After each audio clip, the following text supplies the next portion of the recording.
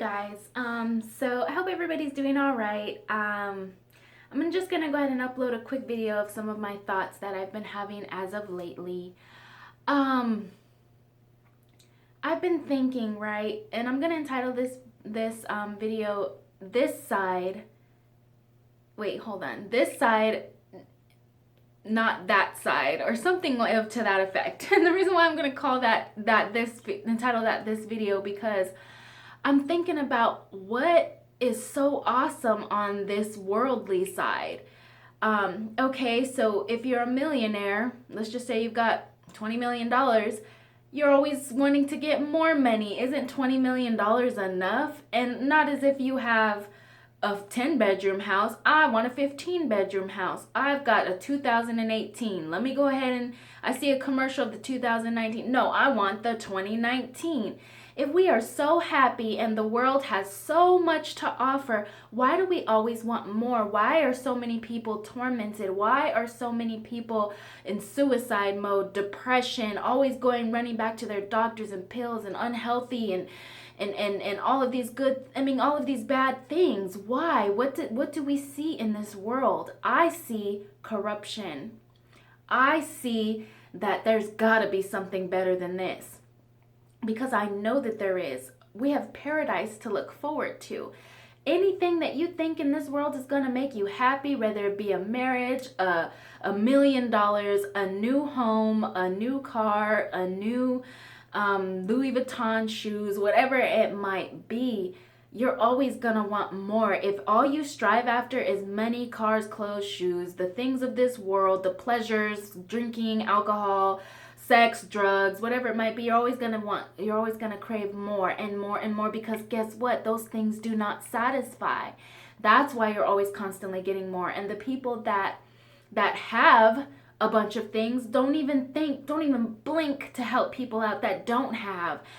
People that don't have a car to drive in, people that don't have a penny in their pocket. They're not conscious. They're always thinking about themselves, selfish themselves, me.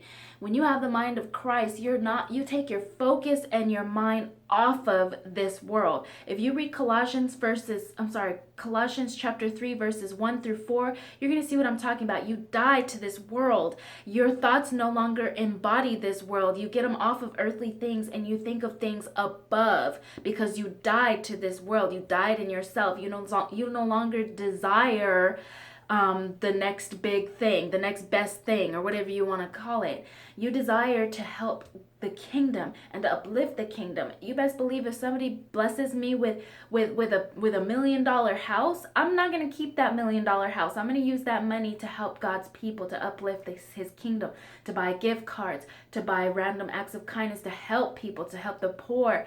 Gosh, if I had the money now, I'd be helping the victims of Hurricane Florence. I'd be traveling out there if I could. These are just the kind of things that you think of whenever you're in Christ. Let's get off of the things of this world, because they will not satisfy anyway. Name somebody that you know of that actually, you may not have somebody that's a millionaire in your family, but we all have somebody in our family that's successful. They have money, they have the clothes, they have the cars they don't want for anything. Ask them if they're truly happy. I bet you they're going to say, no, I have my problems too. I have this, and this going on. And their conversation is always going to be about themselves. Always. If you challenge them, what have you done in the past, even the past week, for somebody else? 9 times out of 10, they don't have anything to say, because they are all about themselves and what they can get. And if God has called, especially a woman, if God has called you to stay home with your children and to be a virtuous wife, and you're out there working the full-time job, and that's not what God has called you to do, just to go get the money so your family can have more money, but you're missing out on quality time with your children, you're missing out on your calling and what God has called you to do. I'm saying this because this is my example. I have been that woman that has just wanted to go out of my will, or out of God's will, and do my way, because I don't like to suffer financially. But that's not what God has called me to do. That is not what he's called me to do. He's called me to stay myself right here, stay in his word, keep doing my ministry, keep doing my virtuous woman as a wife, as a mother, and that's what he's called me to do. No matter what I've tried to do, I've tried to do this, I've tried to do that, God has always stopped me in my tracks and put me right back where I started from. And that's another thing. If you are constantly one of those where you're questioning, what if this was God? What if this was God? Was it God or not? Stay where you're at. Stay where you know for sure where God told you to be. Don't be trying to get 10 steps ahead of God, because that's been me. I've always tried to stay 10 steps ahead of God, and it never works. It never works. So stay wherever God has called you to be last. And make sure without a doubt that that is what God has told you to do. He always confirms to you what he has told you to do. If it's something that you have been told to do, it's something you usually cannot let go of, and it's something that's usually bigger than you that you've got to rely on God to do. But until he tells you to take step, to leap forward, to do this, to do that, you do the last thing that God told you to do. And sometimes it will take a leap of faith, because it's that nudge, and God has confirmed it to you. God has nudged you. He's told you to do it, and you just don't want to do it because you're too scared. That's the other extreme where you do it. You go in faith and you do it. You take the first step. But if God did not tell you to do that and he's told you to stay put, you stay put at all costs. You stay where God has called you to go last, okay? Also, like I was saying, I mean, I just see it so many times. Man, if I were rich, if I got rich, this is what I would do. I'll go do this and that.